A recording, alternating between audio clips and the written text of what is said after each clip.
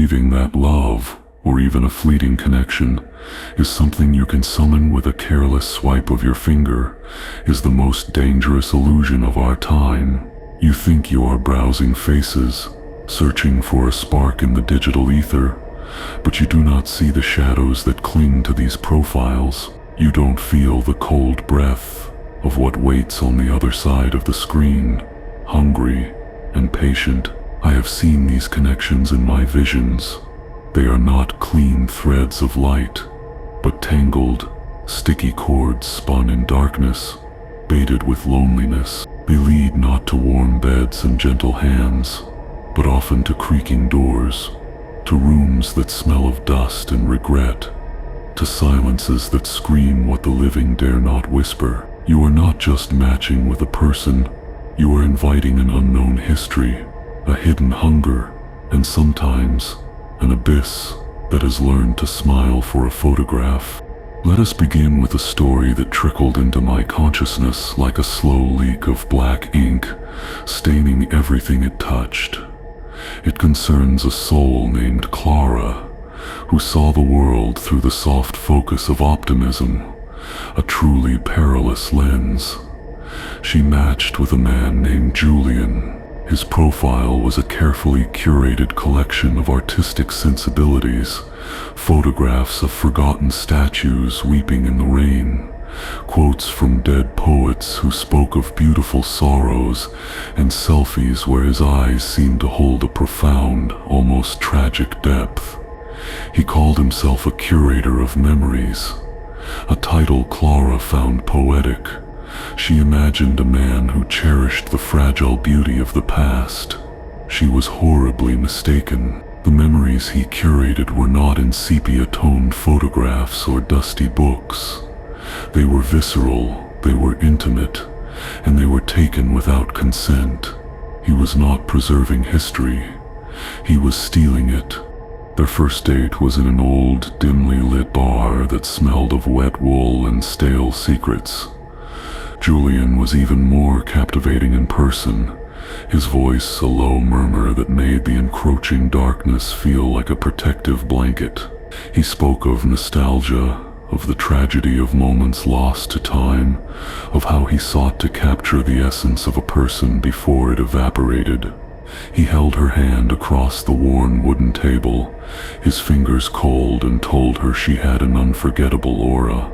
Clara, who had spent so much of her life feeling invisible, felt a blossom of warmth in her chest.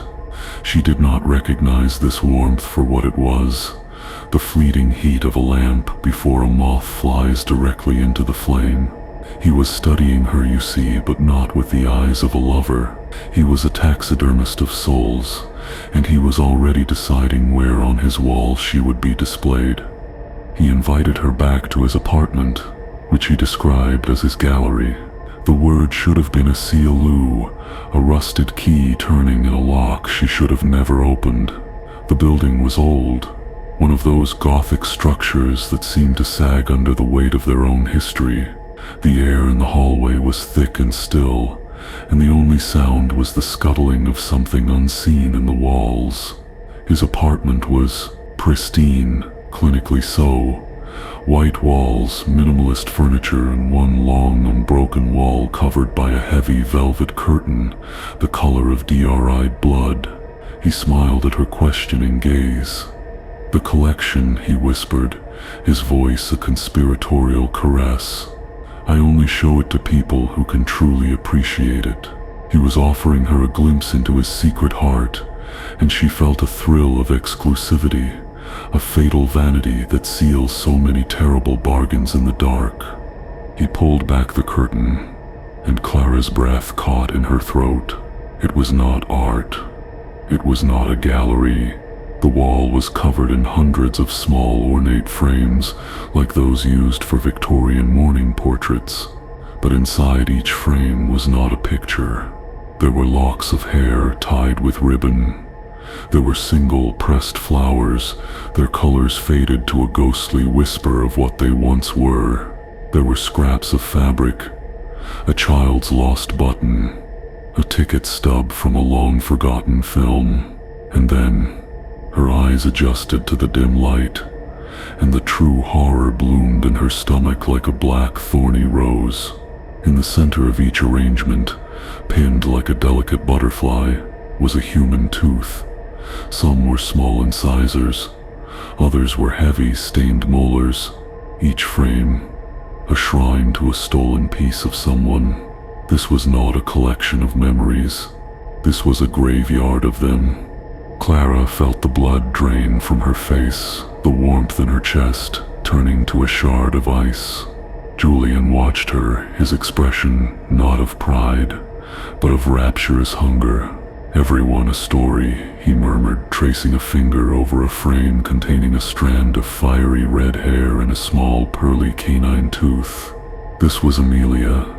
She tasted of cinnamon and regret. He moved to another, one with blonde hair and a piece of a lace handkerchief. And this Eleanor. She smelled like a library after a thunderstorm. He was not just a curator. He was a predator. And this was his trophy room. He had not simply taken a souvenir. He had taken a part of them, a piece of their very being, a shard of their physical vessel to anchor his memory of their essence. He was consuming their histories, one person at a time. He turned to her then, his eyes no longer holding a tragic depth, but a clinical, chilling focus.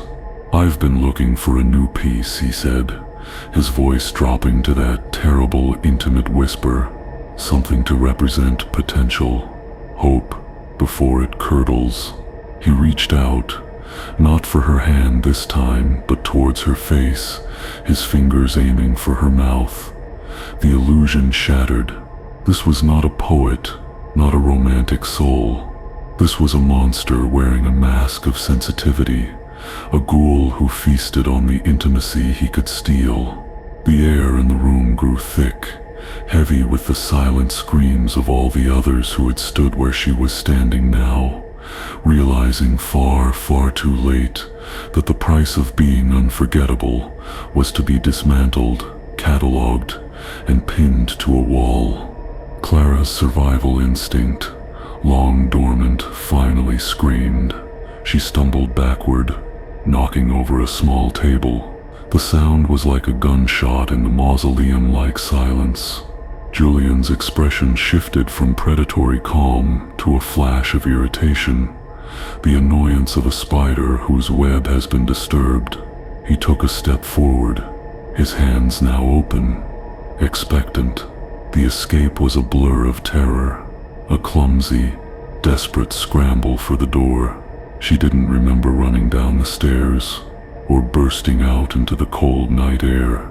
She only remembered the feeling of his cold gaze on her back, the certainty that he wasn't chasing her. Why would he? He was patient. He had already chosen his space on the wall. He knew that a part of her was already his, the memory of her terror, and he would wait for the perfect moment to come and collect the rest. She was now a part of his collection, whether she knew it or not. The whispers from beyond tell me that Clara never felt safe again. Every smile from a stranger felt like an appraisal. Every compliment felt like a hunter sizing up his prey. She saw his eyes in every shadow, his cold touch in every winter breeze. She had looked behind the curtain and had seen the truth of the digital hunt, that some people are not looking for a partner, but for a new specimen. They want to own you, not love you. They want to possess a piece of you, to add your story to their catalog of conquests. This is the first lesson the darkness offers tonight. Be wary of those who romanticize the past too deeply, for they may be trying to make you a permanent part of it. The abyss is patient, and it knows how to make itself look like a beautiful, tragic soul. Do you feel this dark message was meant for you? Sometimes a story is not just a story. It is a warning etched in cold ash, delivered on a phantom wind. It finds the person who needs to hear it most. Let your answer echo in the comments below, a testament to the shadows you have recognized in your own life. Every soul that joins feeds the voice that whispers from the darkness. So let your presence be known. Subscribe. Become part of the choir that sings these forbidden truths. The night is long, and we have only just begun to peel back the veil that separates the seeker from the hunted, the swipe from the scream, the promise from the tomb. Now let us turn our gaze to a different frequency of fear. This story is not about what is stolen, but about what is mirrored. It is about the horrifying realization that the person you are drawn to is not a new beginning, but the repetition of a terrible end. This is the tale of Marcus, a man whose heart was a vacant room, echoing with the loss of a love he believed was perfect.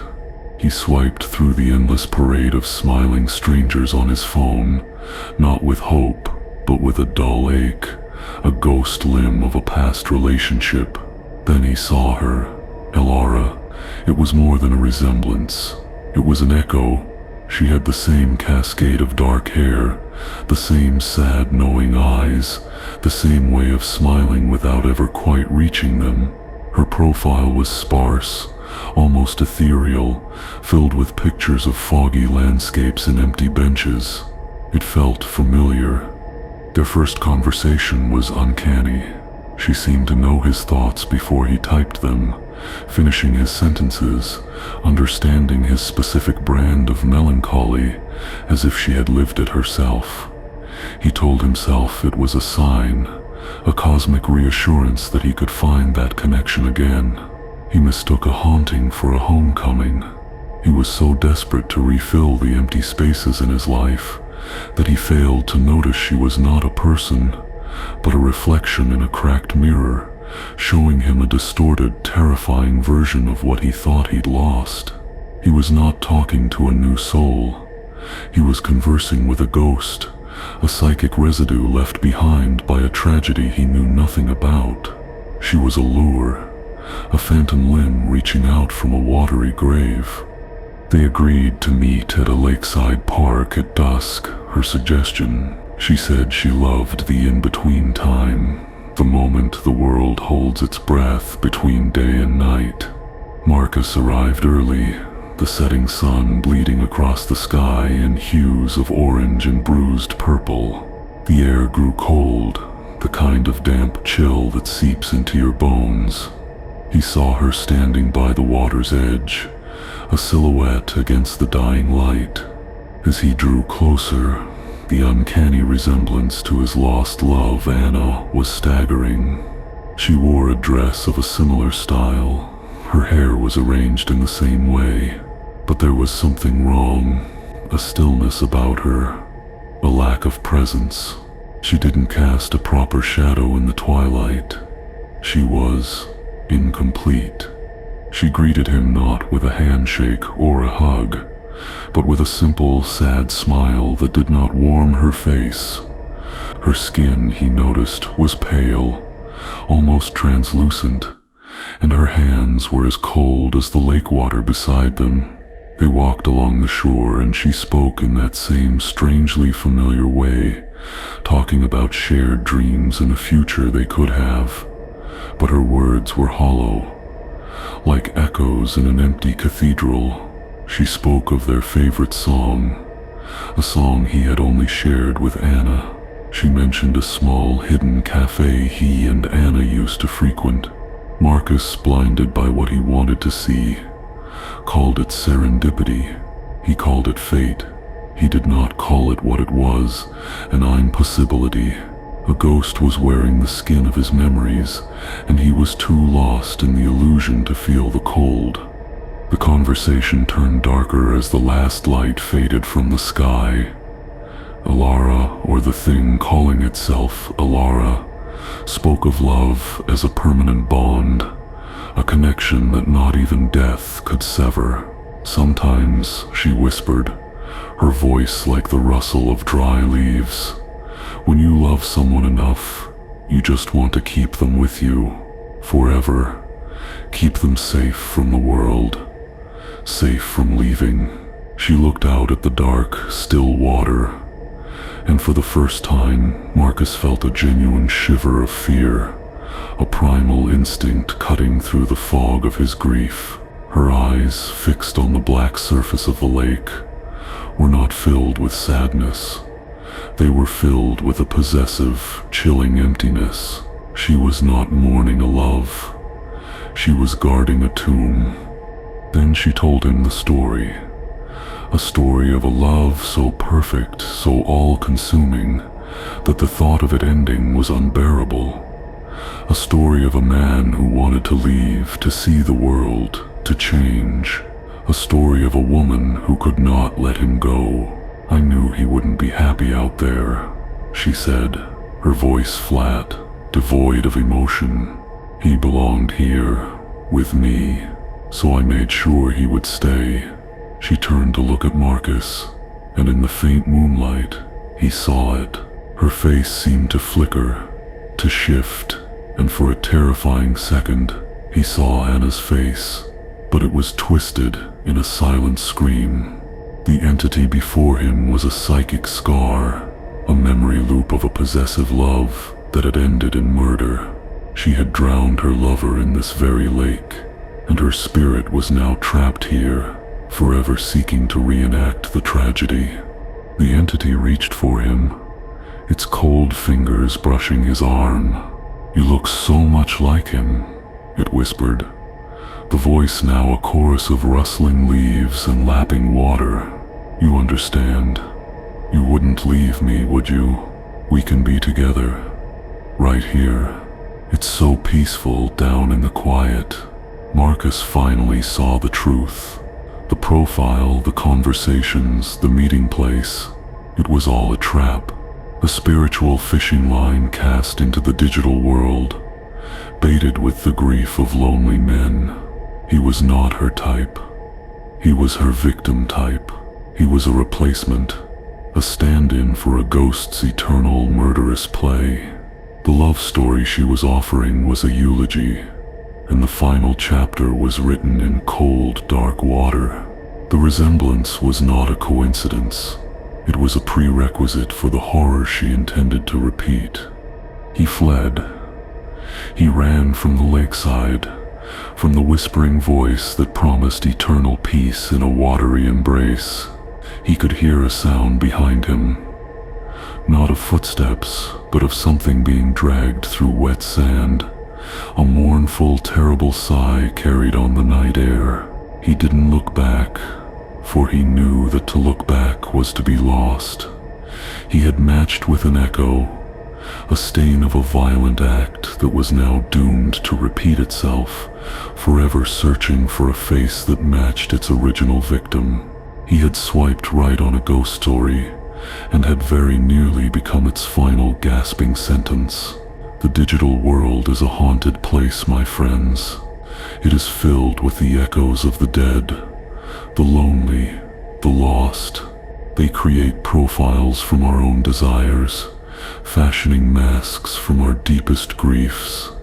This is the second lesson the shadows wish to impart. Be cautious of connections that seem too perfect, too fated.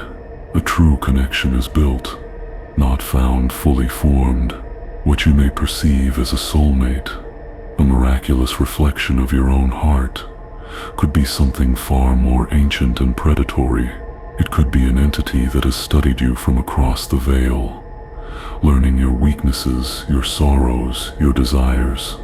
It crafts a persona designed to disarm you, to make you feel seen before it pulls you into its own repeating nightmare. The greatest deceptions are not born of lies, but of twisted truths. They show you what you want to see, right before they drag you down into the dark where you can see nothing at all.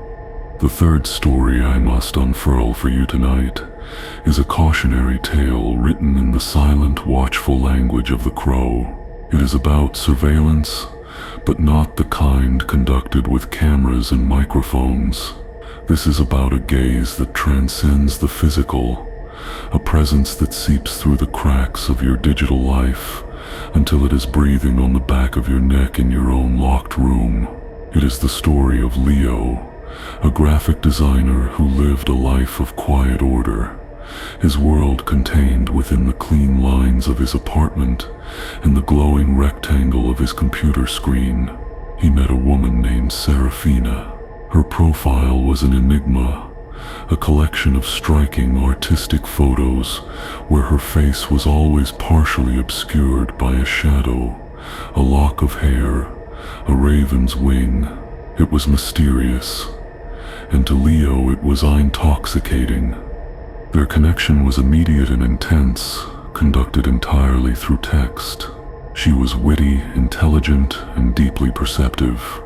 She seemed to know him instantly, commenting on his moods based on the time it took him to reply, guessing his favorite films from the cadence of his sentences. Leo was flattered. He felt seen, truly understood. For the first time in years, he mistook her intense focus for passion, her unsettling perception for empathy. He did not understand that he was not being seen. He was being monitored. Every piece of data he offered, every photograph he posted, every casual comment he made was being collected, catalogued, and used to build a cage around him, a cage woven from his own life, with bars made of his own secrets.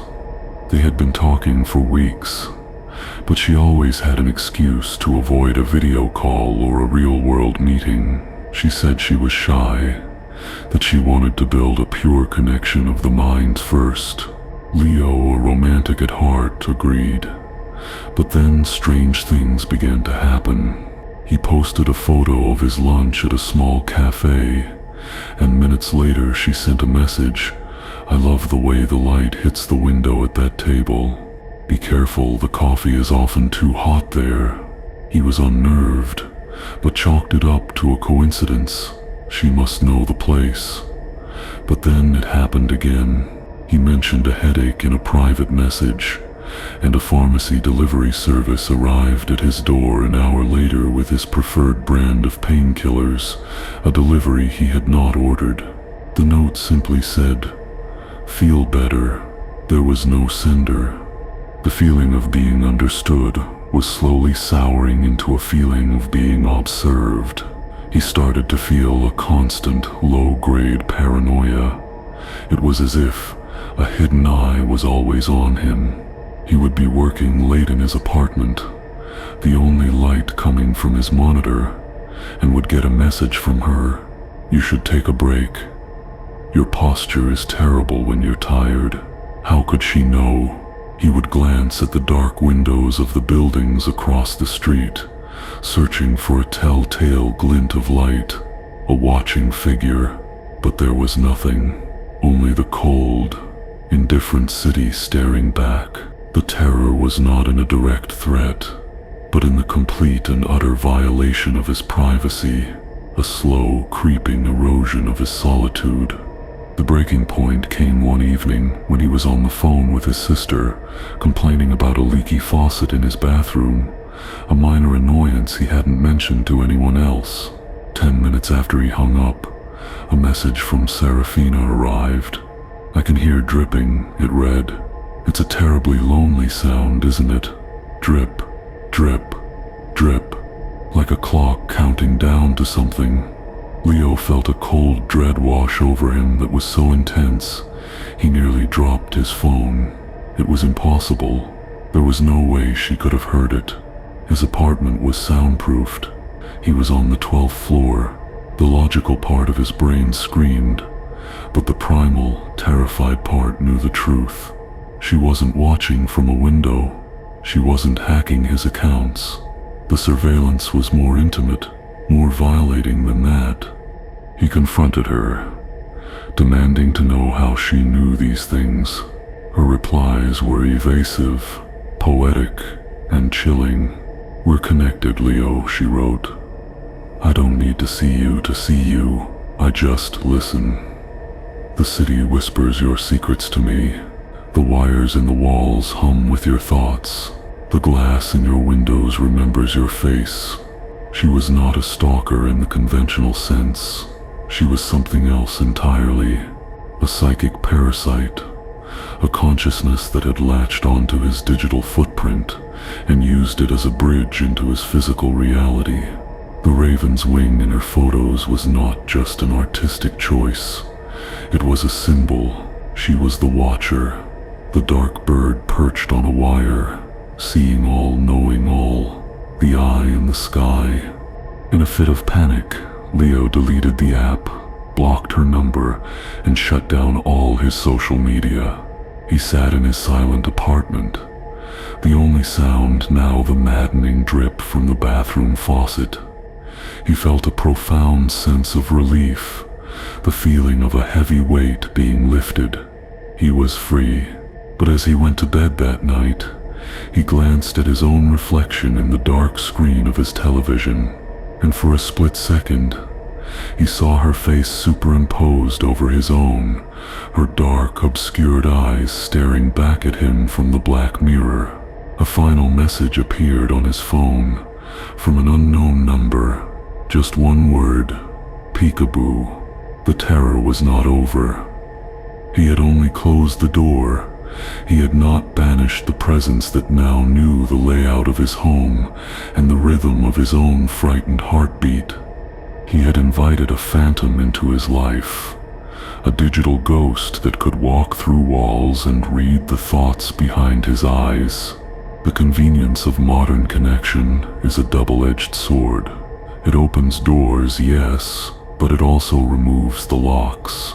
It allows us to reach out to the world, but it also allows the world and the things that lurk in its darkest corners to reach in. The third omen is this: be wary of a connection that feels omniscient. True intimacy is a slow, earned revelation. A knowledge of you that is instant and total is not a gift. It is a violation. It is the knowledge of the spider for the fly, of the hunter for the prey. It is the prelude to ownership. Some things are not meant to be known, and some watchers are not meant to be seen. Now let the shadows deepen. Let the air grow colder. Our next story is not about what you find in a person, but where they take you. It is a story about places that are wrong, places that hold on to pain like a sponge holds on to stagnant water. This is the story of Chloe, a young woman who craved adventure, who saw dating apps as a doorway to experiences beyond her mundane life. She matched with a man named Elias. He was rugged, handsome, and his profile was filled with pictures of him exploring abandoned buildings, forgotten factories, and overgrown ruins. He was an urban explorer, and he promised to show her a world hidden beneath the surface of the city, a world of beautiful decay. The promise was seductive. The reality was a descent into a place that had teeth. Elias was charming, but there was an intensity to him, a frantic energy that Chloe initially found exciting. He seemed to live on the edge, constantly seeking the next thrill. He dismissed conventional dates as boring, for people who are already half asleep. He wanted to take her somewhere special, somewhere with a real atmosphere. He told her about an old abandoned mansion on the outskirts of the city, a place whispered about in local legends. He said the architecture was magnificent, a perfect example of a forgotten era. He did not mention the cold drafts that felt like fingers on your neck, or the whispers that the house itself was said to breathe. He did not mention that some people who went in to explore did not come out. They drove out to the mansion as evening fell, the sky a tapestry of deepening bruises. The house stood on a hill, a skeletal silhouette against the fading light. It was even more dilapidated than Chloe had imagined. Windows gaped like empty eye sockets, paint peeled like sunburnt skin, and the whole structure seemed to lean as if tired of standing. A murder of crows sat silently on the roof, their black forms like undertakers waiting for a procession. A feeling of profound unease began to creep into Chloe's excitement. The place didn't feel abandoned. It felt expectant, as if it had been waiting for them. Elias, however, was practically vibrating with energy, his eyes gleaming with a feverish light. "Isn't it magnificent?" he breathed, his voice full of reverence. They entered through a broken back door that groaned open like a mouth in pain. The air inside was thick, cold, and smelled of damp earth, rot, and something else, something faintly metallic, like old blood. Dust motes danced in the beams of their flashlights, like frantic spirits. Elias led her through the decaying rooms, his monologue of historical facts and architectural details a thin veneer over the crushing silence of the house. Chloe felt a pressure in her ears, a sense of being watched not just by a person, but by the very walls around her. She saw things in the corner of her eye, a flicker of movement in a dusty mirror, a shadow that seemed to detach itself from the wall and flow into another room. She told herself it was her imagination, the power of suggestion. The tour became stranger. Elias seemed less interested in the house and more interested in her reactions to it. He would lead her to specific spots, a dark stain on the floorboards of what was once a nursery, a series of deep scratches on the inside of a closet door, and watch her face intently. Imagine the stories, he'd whisper, his breath cold against her ear. Imagine the fear. He wasn't sharing an adventure with her. He was using her. She was a tuning fork, and he was striking her against the malevolence of the house to see what sound she would make. He was feeding her fear to the palpable, hungry silence of the place. He wasn't an explorer. He was a caretaker, a priest making an offering to a dark and patient god made of wood and plaster.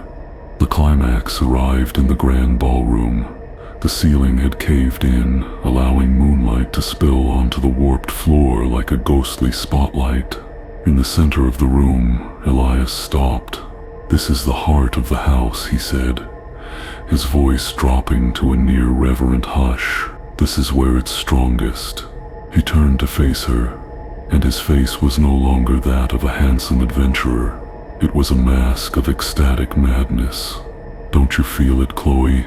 It's awake now. It likes you. It's been so long since it had a new guest." Chloe's blood ran cold. The exits seemed to have vanished. The doors were just darker patches of shadow. The windows were blank, dead eyes staring into nothing. The house was a stomach, and she was in it. She finally understood. The legends weren't just stories. The house was a predator, and Elias was its lure. He took a step towards her, his arms outstretched. "It just wants to know you," he said, his voice a soothing, hypnotic lie. "It wants to make you a part of its story. You won't be forgotten here. You'll be preserved." From the shadows around them, she heard it, a soft, dry rustling, the sound of whispers, overlapping, incoherent, rising in volume. The house was breathing, the house was speaking, and it was hungry. The escape was a primal scream turned into motion. She threw her heavy flashlight at Elias, catching him off guard, and ran. She didn't look for the door she'd come through. She ran for the nearest window, a gaping hole of moonlight and salvation. She scrambled through, cutting herself on broken glass, and fell into the overgrown garden below, not stopping until she was back on the road, gasping under the cold, indifferent stars. She never reported it. Who would believe her? A Tinder date gone wrong in a haunted house. It sounded like a bad horror movie. But the whispers followed her. For months, in the dead of night, She would hear the faint, dry, rustling sound, the chorus of faint, hungry voices. She had carried a piece of the house with her, an echo, an infection. The fourth lesson of the night is this: be mindful not to just vet the person, but the places they wish to take you. Some people are drawn to broken places because they themselves are broken, but others are drawn to them because they serve them. They are acolytes to forgotten evils, keepers of hungry houses and dark woods. They will offer you adventure, but what they are really offering is sacrifice. Always ask yourself, are we exploring this place, or is this place exploring us? Every soul that joins our circle lends strength to these warnings, making the whispers louder, clearer, more potent. Let the algorithm know you are one of us. Let the like button be a testament to your courage to face these truths, and subscribe to become a permanent fixture in this congregation of the aware. The digital world is a vast, dark forest, and too many walk into it without a map, without a light, guided only by the flicker of a handsome smile or a poetic phrase. We are the ones who hold the lantern, who point out the twisted roots and the waiting snares. We are the watchers on the wall of this new, terrifying wilderness. Let us now descend into a form of horror that is more intimate, more psychologically violating than any haunted house. This is the terror of the self, the fear that what you see is not what is there. This is the story of the doppelganger, the stolen face, the living lie. This is about Ethan, a man who, after a bitter divorce, was tentatively dipping his toes back into the world of dating. He matched with a woman named Amelia. Her photos were bright, full of life. She was pictured hiking on sunny days, laughing with friends, cuddling a golden retriever. She seemed safe, normal, a beacon of uncomplicated warmth in a world that had grown cold and complex for him.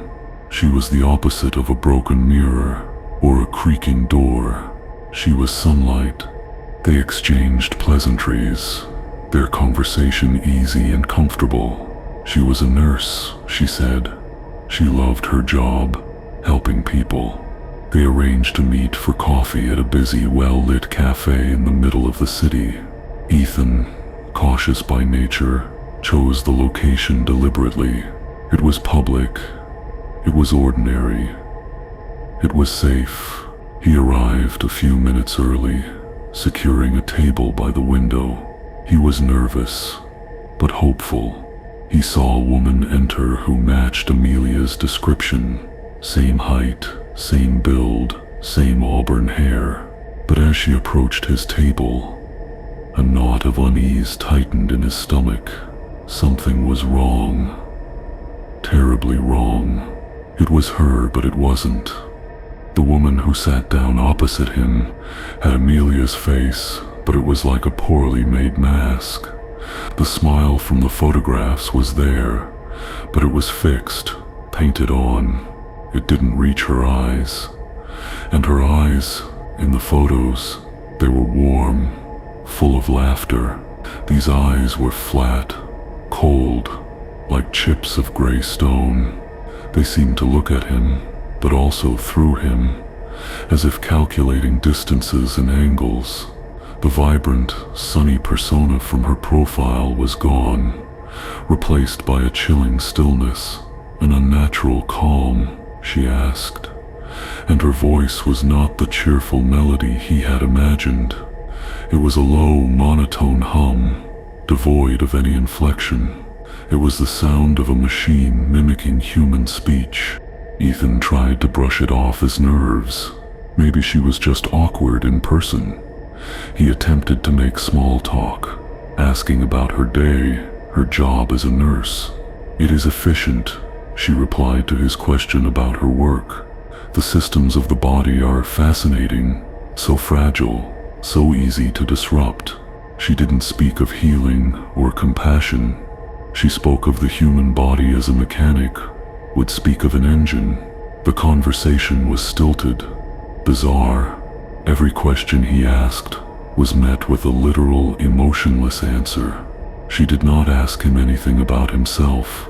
She just watched him, her head tilted at a slight, unnatural angle, her vacant smile never faltering. The unease in his gut was now a blaring siren. This was not Amelia. This was something wearing her face. He discreetly pulled out his phone under the table, pretending to check a message, and quickly went back to her profile. He looked at the laughing, vibrant woman in the pictures, then looked up at the cold, still automaton sitting across from him. The physical resemblance was perfect, down to a small mole above her lip, but the essence, the spirit, the life, was absent. A horrifying thought began to form in his mind. A thought so monstrous, he tried to push it away. Where was the real Amelia? Where was the woman who loved hiking and golden retrievers? What had this thing done to her? Was it a sister, an actress, or something far, far worse? The coffee shop, once a symbol of safety, now felt like a brightly lit cage. He made an excuse, saying he had a sudden work emergency and needed to leave. He stood up, his heart pounding against his ribs. The creature's smile did not change. It simply watched him. "Your heart rate has increased significantly, Ethan," it said, its voice the same flat monotone. "Your cortisol levels are spiking." A classic fear response. Interesting. It was not a guess. It was a diagnosis. It was a statement of fact from something that could see the mechanics of his fear. He mumbled an apology and practically fled the cafe, not daring to look back. He expected to be followed, but when he risked a glance through the window, the thing was still sitting there, perfectly still, watching the empty chair where he had been. It was not a predator that chases. It was a trap that waits. Once he was a safe distance away, shaking, he did something desperate. He found Amelia on another social media platform, one her profile had mentioned. He sent a frantic message, asking if she was okay, explaining what had just happened. For a long, agonizing hour, there was no reply. He was convinced he was going crazy, or that he had just met some elaborate, cruel prankster. Then, his phone buzzed. It was a reply from the real Amelia. "Oh my God," it read. "I'm so sorry. I was tied up in my own closet. Someone broke into my apartment about 2 hours ago. I think she looked just like me." The blood in Ethan's veins turned to ice. He hadn't been on a bad date. He had been an alibi, a distraction. The creature had not only stolen her face, but her identity, her life, her schedule. It had used the dating app to lure Ethan to a public place, to be seen with Amelia, creating a witness who could place her across town, while the real woman was being victimized. It was a chillingly intelligent, terrifyingly alien act. What was its purpose? Robbery, or something more sinister? Was it trying to replace her entirely? To step into her life, her job, her circle of friends, one piece at a time? The fifth whisper from the void is a warning about faces. In the digital realm, a face is just data. It can be copied, stolen, and worn by things that have no face of their own. You may think you are meeting a person, but you could be meeting a reflection, a duplicate, a hollow shell animated by a purpose you cannot possibly comprehend. Always trust your instincts. The soul has a way of recognizing its own kind, and more importantly, of recognizing when something is profoundly, terrifyingly other. Our journey through this gallery of digital dread is drawing to a close, but the final tale is perhaps the most insidious. It is not about a monster, a ghost, or a doppelganger. It is about us. It is about the darkness that wears a human face, the evil that is meticulously planned and executed with a smile. This is the story of the ritual, of a date that is not a date, but an audition, an initiation. This is about Maya, a spiritual seeker, a young woman who felt disconnected from the modern world and yearned for a deeper sense of belonging, a community bound by shared belief. Her profile reflected this, filled with talk of energies, celestial alignments, and a search for true connection. She was, in essence, broadcasting her vulnerability like a signal fire, and the wrong people saw the smoke. She matched with a group, not a person, but a polyamorous collective who ran a single shared profile. They called themselves the family. Their photos were idyllic, showing a group of smiling, attractive people living communally on a rustic farm. They spoke of harmony, of shedding the ego, of creating a new world based on love and shared purpose. To Maya, who felt so isolated in her city apartment, it sounded like paradise. It felt like the answer to a prayer she had been whispering into the void for years. They invited her to a welcome dinner, a chance to meet everyone and see if their energies aligned. It was not a date with one person. It was an interview with a cult. Maya drove for 2 hours into the countryside, following a winding dirt road to the farm. The place was beautiful, just as it was in the pictures. A large rambling farmhouse, fields of organic vegetables, the air clean and sweet. She was greeted at the door by several members of the family, all dressed in simple white clothing. They were warm, welcoming, and hugged her as if she were a long-lost sister. They took her on a tour of the property, explaining their philosophy. They spoke of a great awakening, a coming shift in consciousness, and how they were chosen to be the vessels for this new energy. The language was beautiful, seductive, but beneath the surface, there was a rigid structure, a palpable sense of conformity. Everyone spoke with the same cadence, used the same phrases, smiled the same serene, empty smile. The dinner was held in a large communal hall. The food was simple, vegetarian, and delicious. But the conversation was strange. They didn't ask Maya about her job, her hobbies, her past. They asked about her fears. They asked about her deepest insecurities, her moments of profound loneliness. They called it soul-bearing, a necessary step to true connection. They would all share a vulnerability, and then turn to her, their expectant eyes a heavy weight. It felt less like a conversation and more like an interrogation, a psychological assessment disguised as spiritual intimacy. They were mapping her weaknesses, finding the cracks in her soul where they could later insert their doctrine. As the night wore on, the spiritual talk took a darker turn. The leader, a charismatic man named Soul, began to speak of purification. He spoke of the need to shed old attachments, old identities, the dead skin of the past. He said that to truly become part of the family, one had to be unmade and then reborn. He spoke of a ritual, a ceremony of release that all new members undertook. He described it in vague, poetic terms, but the undercurrent was one of total, unconditional surrender. Surrender of your will, your assets, your very identity to the collective, to him. The warm, welcoming atmosphere had evaporated, replaced by a suffocating pressure, a demand for submission veiled in the language of love. The true horror was revealed to Maya not in a sudden shock, but in a quiet observation. She went to use the restroom inside the main house, and took a wrong turn down a hallway. She passed a closed door from which she could hear a faint, rhythmic chanting. Curiosity overriding her fear, she peered through the keyhole. The room was dark, lit only by candles.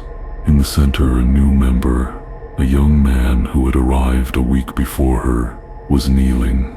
The other members circled him, chanting, their faces rapturous and ecstatic. Sol stood before the boy, holding a small silver knife. He was not threatening the boy. He was carving something into his skin, a symbol, a mark of ownership. The boy was not screaming. He was smiling, tears of joy streaming down his face. He was being reborn. Maya backed away from the door, her blood turning to ice water. This was not a community. This was a trap. The idyllic farm was a prison. The shared purpose was a form of mind control, and the promise of belonging was bait used to lure in the lonely and the lost. The dating app was their recruitment tool, a way to filter for people who were spiritually hungry, emotionally vulnerable, and desperate for connection. They weren't looking for a partner. They were looking for a convert, a new body to add to the collective, a new mind to break and reshape in their own image. She had not come for a date. She had come to be consumed. Her escape was a masterpiece of deception. She returned to the dinner smiling, pretending to be moved and inspired by everything she had heard. She told them she felt the connection, that she wanted to join, but that she needed to go home and give notice at her job, to collect her things, to sever her old ties, just as they had advised.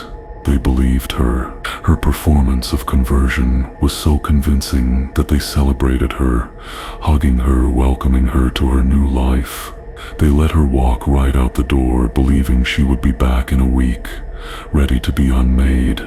She drove away, her hands shaking on the steering wheel, watching the welcoming lights of the farmhouse shrink in her rearview mirror until they were just another cold, distant star in a vast and terrible darkness. And this is the final, and perhaps most important, lesson of the night. The most dangerous monsters are not the ones that hide in the shadows. They are the ones who stand in the light, offering you exactly what you think you want. They offer community to the lonely, purpose to the lost, and love to the unloved. They build their cages with comforting words and furnish them with false promises. They don't need to break down your door when you are willing to walk through it yourself. Hand them the key and thank them for the privilege of being locked inside. Be wary of saviors. Be wary of easy answers to life's hardest questions. True belonging cannot be given to you. It must be built. Anything offered freely that seems too good to be true is a trap. It is the smiling face of the abyss, inviting you to step inside. So we have traversed the winding, treacherous paths of the digital night. We have seen the collector who archives souls, the ghost who relives a murder, the watcher who sees through walls, the hungry house that consumes its guests, the hollow duplicate that steals a life, and the smiling family that devours the spirit. 6 stories, 6 warnings, 6 glimpses into the abyss that stares back from the glowing screen. The terror is not in the technology itself. The screen is just a mirror. It reflects the darkness that has always been there, in the lonely hearts of men and women, now given a new and terrifyingly efficient way to hunt. Do you feel this dark message was meant for you? Have you ever felt the cold touch of one of these shadows in your own search for connection? Let your story be a whisper in the comments, a warning to others who walk this path. Your experience is a lit candle in the overwhelming darkness. Every soul that joins feeds the voice that whispers from the beyond. So make your presence known, your subscription, your like. It is more than a click. It is a pact, a declaration that you will not walk blindly, that you will carry this knowledge with you, that you will be one of the few who understands the true nature of the hunt, until the next shadow falls, and the next story demands to be told. Be watchful, be wise, and trust the shiver down your spine. It is the oldest and most honest voice you will ever know.